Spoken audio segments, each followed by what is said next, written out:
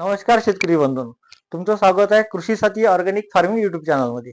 माझं नाव आहे गणेश सरोदे. आजचा विषय आपण घेऊ नैसर्गिक शेती.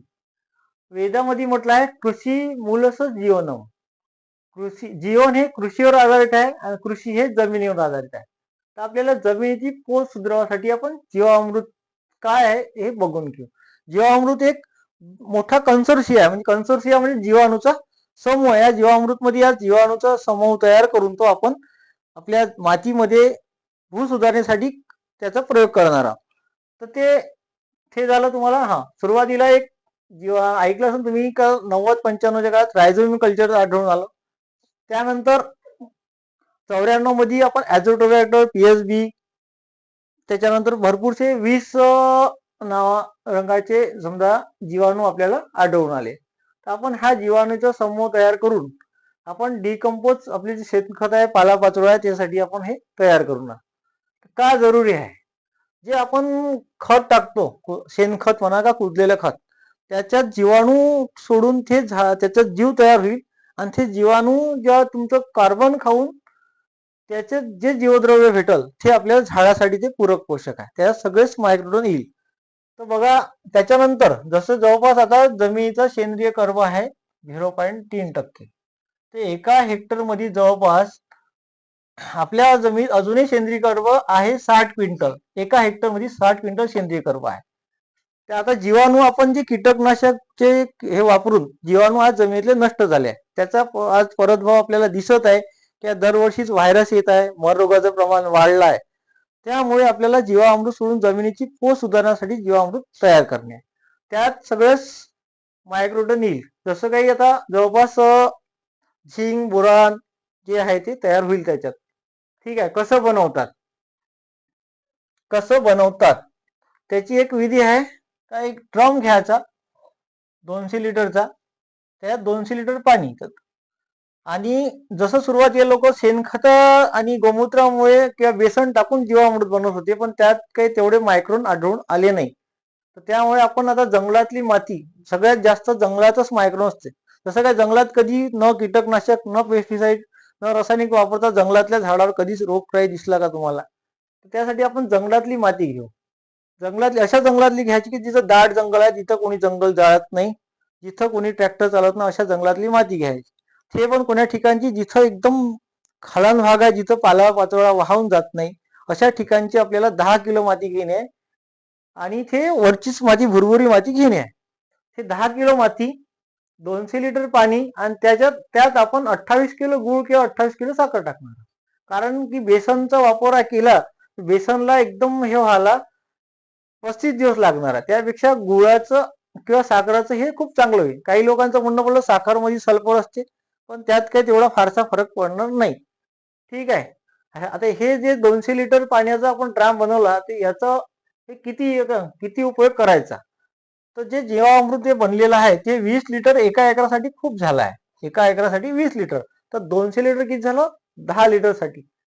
200 लिटर झालं 10 एकर साठी. हे आपलं जीवामृत झालं आहे. आता याला काय फायदे आहेत? याचे काय फायदे आहेत? जसं आपण खत टाकला, जसं आपण आता गहू लावला, गहू काढल्यानंतर त्याच्यात जो भुसा राहते, जवळपास 10 क्विंटल भुसा राहते गहू काढल्यानंतर, तो आपण ट्रॅक्टरनी हे पसरवल्यानंतर, तसंच आपण पेरणी करू जून जुलै महिन्यात. तर जून महिन्यात जेव्हा पेरणी करतो आपण पिकाची, त्याच्या अगोदरच आपल्याला जसं ओलावा असेल तर जीवामृत एकरी 20 किलो फेकून द्यायचं ओल असताना. जर ओल नसेल तर 100 किलो शेणखत घ्यायचं, त्या कोरडं, आणि त्या जीवामृत मिक्स करून युरिया सारखं फेकून द्यायचं. नंतर वखरण करून जेव्हा आपण पेरणी करू 7-8 जूनला, तेव्हा ते पसरून जाईल पूर्ण शेतात. जे आपण गव्हाचा भुसा किंवा जो काडी कचरा शेतात पसरवला, ऑर्गॅनिक मॅटर म्हणतात त्याला, ते जीवाणू त्याच्यावर काम करून त्याच्यातून जीवद्रव्य बनवून ते आपल्या पिकाला भेटल. पिकाला कार्बनची गरज नाही, जीवाणूची पण गरज नाही, पण जीवाणूपासून जे जीवद्रव्य मिळेल ते आपल्या पिकाला पोषक आहे. ठीक आहे. हे त्याचे फायदे आहे. त्याच्यानंतर सावधानी कशी घ्यायची? सावधानी अशी घ्यायची की जिथं काही आपण आता गोठ्याजवळ जर आपण ड्राम बनवला, एखाद्या जनावरांचं ते पेलं तर ते दगावाचे चान्सेस जास्त आहे. ठीक आहे. किती लक्षात आलं? जीवामृत काय आहेत? एक मोठा जीवाणूचा समूह आहे, बिग कन्सोर्शियम. काय जरुरी आहेत? आपल्या जमिनीची कार्बन आहे. जसं की आपण म्हटलं की आपल्या जमिनीत अजूनही कार्बन खतम झालेलं नाही आहे. आज कार्बनची मात्रा एका हेक्टर मध्ये 60 क्विंटलच्या जवळपास आहे. याला कुजवाचं, याला तोडाचं काम आपले जीवामृत करत. जसं आपण डीएपी टाकलं, एकरी 60 किलो डीएपी टाकलं तर आज ते 30% झाड घेते, बाकी आपल्या सुप्त अवस्थेत राहते, ते मातीत मिसळून जाते. तर जो स्फुरद हा घटक आहे, हा सहसा हा झाडाला लवकर मिळत नाही, तो एकाच जागी असतो, काही पसरत नाही. तर त्याला तोडाचे हे जे जीवाणूपासून जे जीवद्रव्य मिळेल, ते हे जीवाणू त्याला खाऊन जीवद्रव्य तयार करेल आणि ते आपल्या झाडाला मिळेल. कसं बनवायचं पण ते लक्षात आलं. किती उपयोग करायचा? एकरी 20 लिटर. कधी? लागवडीच्या अगोदर, ओलावा असताना. त्याच्यानंतर काय फायदे पण आपण ते लक्षात घेतले आहे. कधी आपल्या जमिनीत कार्बनिक मॅटर टाकू, त्याला कुजवून त्या जीवाणू वाढून त्यातून जीवद्रव्य निघल, ते आपल्या झाडाला मिळेल. आणि एक गोष्ट लक्षात येते, जे जीवाणू आहे त्याचा काळ खूपच 15 ते 18 तासाचा असतो. ते जीवाणू मरतात आणि त्याचं जीवद्रव्य आपल्या झाडाला मिळतात. असं म्हटलं आहे वेदामध्ये, जीवे जीव आहार, जीव ही जीव का भोजन है. वनस्पति जगत जीव जगत को मरने के बाद निकलता है और जीव जगत वनस्पति जगत को जिंदा निकलता है. हे लक्षात आलं. आणि आपण याचे पूर्ण सविस्तर माहिती पुन्हा पुढच्या भागात बघू.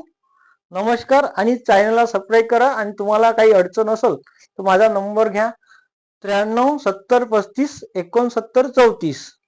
गणेश सरोदे, राहणार हिंगणघाट. त्याची आपण पूर्ण माहिती घेऊ. ज्या शेतकऱ्याला जीवामृत करायचं असेल त्यांनी कॉल करा, मी पूर्ण तुम्हाला सपोर्ट करेल.